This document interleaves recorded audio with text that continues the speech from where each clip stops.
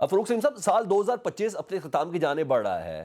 معاشی اعتبار سے جو ڈیفالٹ کا خطرہ تھا وہ تو ٹل گیا۔ حکومت نے 2025 کے آغاز پر 5 سالہ اڑان پاکستان پروگرام کا آغاز کیا تھا۔ آپ کو لگتا ہے کہ ہماری معیشت نے یہ اڑان بھر لی ہے؟ دیکھیے، معیشت کو عموماً بڑا پیچیدہ بنا کے پیش کیا جاتا ہے۔ معاملہ اتنا پیچیدہ ہوتا نہیں۔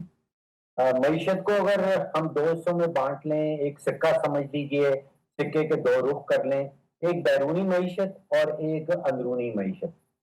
یہ بیرونی معیشت کے حوالے سے تقریباً جتنے بھی اشاریے آ رہے ہیں وہ سارے کے سارے مثبت ہیں۔ پچھلے کوئی 1.5 2 سالوں کے اندر اسٹیٹ بینک کے جو ذخائر ہیں وہ کوئی 4 ارب ڈالر سے آج پہنچ گئے ہیں 16 ارب ڈالر پہ۔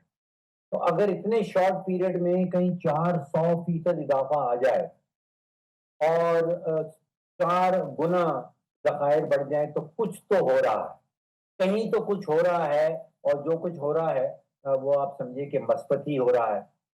ہمارے ہاں تاریخی طور پہ ایک کرنٹ اکاؤنٹ کے اندر بڑا خسارہ رہتا ہے۔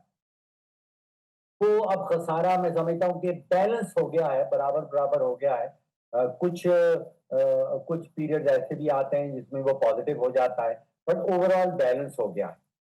اصل پرابلم ہے اندرونی معیشت کے اندر، جس کا آپ بھی ذکر کر رہے ہیں۔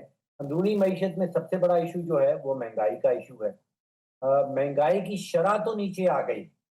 دیکھیے، کچھ سال پہلے ہم نے دیکھا ہے کہ 30 31% کی شرح سے چیزوں کی قیمتیں جو ہیں وہ بڑھ رہی تھیں۔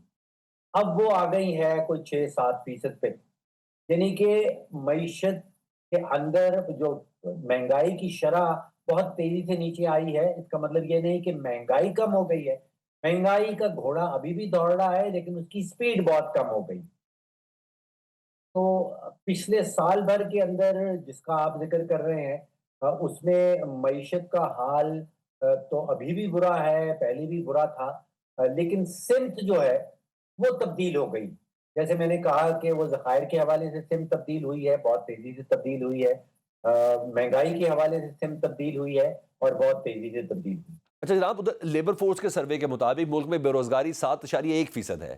اب کچھ ماہرین کہتے ہیں کہ مارکا حق میں جو پاکستان کو کامیابی ملی ہے، اس سے پاکستان کی دفاعی صنعت میں بوسٹ آئے گا، کیونکہ ہمارا لیبیا کے ساتھ 4 ارب ڈالر کا دفاعی معاہدہ ہوا ہے۔ آذربائیجان کے ساتھ ہمارا JF-17 تھنڈر کی فروخت کو لے کر معاہدہ ہوا ہے۔ آپ کو کیا لگتا ہے کہ آنے والے سال میں ہماری دفاعی صنعت میں روزگار کے مواقع پیدا ہوں گے؟ دیکھیے، آپ نے ذکر کیا 4.6 ارب ڈالر جو ہے وہ معاہدہ ہے لیبیا کے ساتھ، 4.5 ارب ڈالر کا معاہدہ ہے آذربائیجان کے ساتھ۔ اور جو جس کو ہم کہتے ہیں رول آف تھم یہ ہے کہ تقریباً 3 لاکھ نوکریاں کریٹ ہوتی ہیں 1 ارب ڈالر کے پیچھے۔ اگر 1 ارب ڈالر کا جو ڈیفنس اکوپمنٹ جو ہے وہ بنایا جا رہا ہے تو اس کو مکمل کرنے کے لیے، اس آرڈر کو پورا کرنے کے لیے لگ بھگ 3 لاکھ نوکریاں پاکستان کے اندر نکلیں گی۔ اب یہاں پہ ہم کہہ رہے ہیں کہ لگ بھگ 9 ارب ڈالر کے یہ صرف 2 معاہدے جو ہیں یہ سامنے آئے ہیں۔ یہ کئی سالوں پہ پھیلے ہوئے ہیں۔ میری انفارمیشن کے مطابق ان کی ڈلیوری جو ہے وہ اکتوبر 2025 سے آلریڈی شروع ہو چکی ہے، خاص طور پہ جو آذربائیجان کا معاہدہ ہے۔